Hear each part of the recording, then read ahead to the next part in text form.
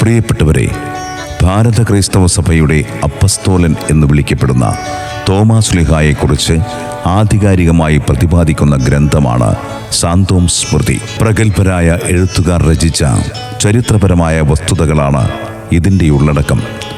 പുസ്തക രൂപത്തിൽ നിന്ന് മാറ്റങ്ങളില്ലാതെ ദൃശ്യശ്രാവ്യ രൂപത്തിലേക്ക് കൊണ്ടുവരുവാൻ പരമാവധി ശ്രമിച്ചിട്ടുണ്ട്.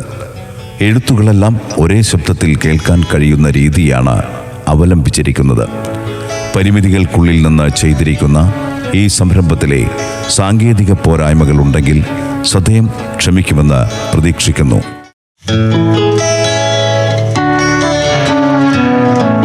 സാന്തോം സ്മൃതി വിശുദ്ധ തോമാ ശ്ലീഹായുടെ രക്തസാക്ഷിത്വത്തിൻ്റെ 1950 വാർഷിക സ്മരണിക.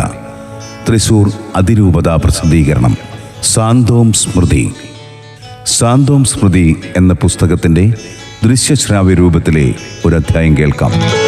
മാർത്തോമാ കുരിശ് അഥവാ സ്ലീവ. ജോർജ് ചിറമ്മൽ. ക്രൈസ്തവരുടെ പൊതുചിഹ്നമാണ് വിശുദ്ധ സ്ലീവ അഥവാ വിശുദ്ധ കുരിശ്. കുരിശിനെ കേവലം ക്രിസ്തുവിനെ വധിക്കാനുള്ള ഉപകരണമായി കണക്കാക്കിയിരുന്നു എങ്കിൽ സഭയിലോ ദൈവശാസ്ത്രത്തിലോ ആരാധനാക്രമത്തിലോ അതിന് സ്ഥാനം ലഭിക്കുമായിരുന്നില്ല.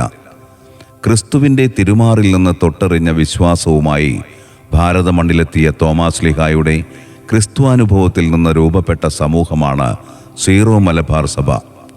അപ്പസ്തോലനായ തോമാ ശ്ലീഹായിൽ സ്ഥാപിക്കപ്പെട്ട് ഇന്ന് ഇത് ഒരാഗോള സഭയായി മാറിയിരിക്കുകയാണ്. തമ്പുരാൻ്റെ മാറിലെ ചോരയുടെ ചൂടറിഞ്ഞ തോമാ ശ്ലീഹ ദൈവം വളർത്തിയ, താൻ നട്ടുവളർത്തിയ വിശ്വാസ സമൂഹത്തിന് ജീവജലത്തിൻ്റെ അരുവിയായി തീർന്നു. മാർത്തോമാ നസ്രാണികളുടെ തനത് ദൈവശാസ്ത്രം വിളംബരം ചെയ്യുന്ന രീതിയിലാണ് മാർത്തോമാ കുരിശിൻ്റെ രൂപകൽപ്പന. ശൂന്യമായ കുരിശ് ഈശോയുടെ ഉത്ഥാനത്തിൻ്റെ പ്രതീകമായി സഭ അംഗീകരിച്ചതോടെയാണ് ഈശോയുടെ രക്ഷാകര പദ്ധതിയുടെ പ്രധാന അടയാളമായി കുരിശു മാറിയത്. ഈ പ്രഘോഷണമാണ് ക്രൈസ്തവ ദേവാലയങ്ങളുടെ മുകളിൽ കാണുന്ന ശൂന്യമായ കുരിശ്. മാർത്തോമാ നസ്രാണി സഭയുടെ ദൈവിക വെളിപാടിൽ നിന്ന് രൂപമെടുത്ത കുരിശു രൂപമാണ് Marthoma സ്ലീവ.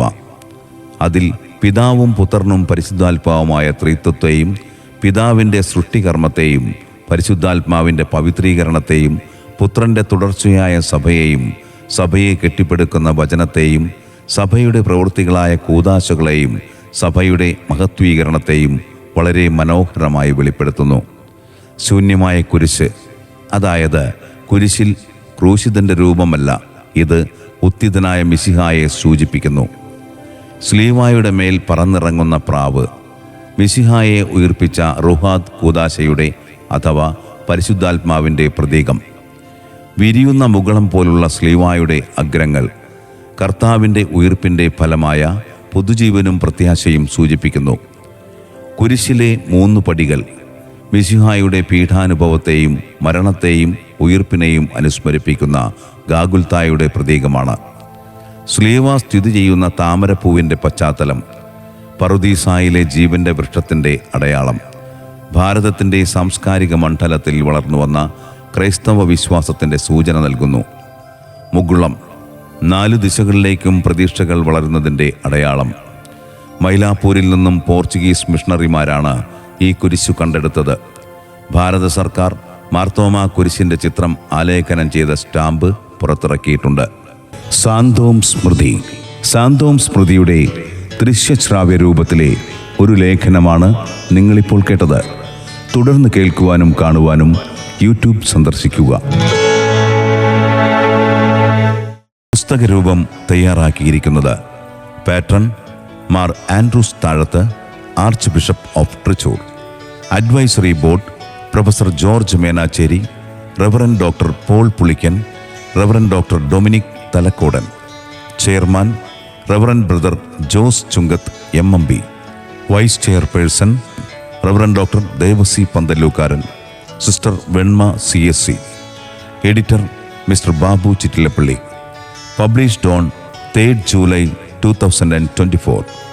Design smritidesign.com. Printing Anasura offset, Kochi. Published by Catholic arch bishop's house, East Fort, Thrissur, Kerala. പുസ്തകത്തിൻ്റെ ദൃശ്യ ശ്രാവ്യരൂപം തയ്യാറാക്കിയിരിക്കുന്നത് ദൃശ്യശ്രാവ്യ സംവിധാനം Babu Chittilappally. Studio hello radio Thrissur. Audio designer Paul G. Editing and visual making Sooraj Raj. വായനാ ശബ്ദം വിൻസെന്റ് ചിത്രം. നിർമ്മാണം തൃശൂർ അതിരൂപത.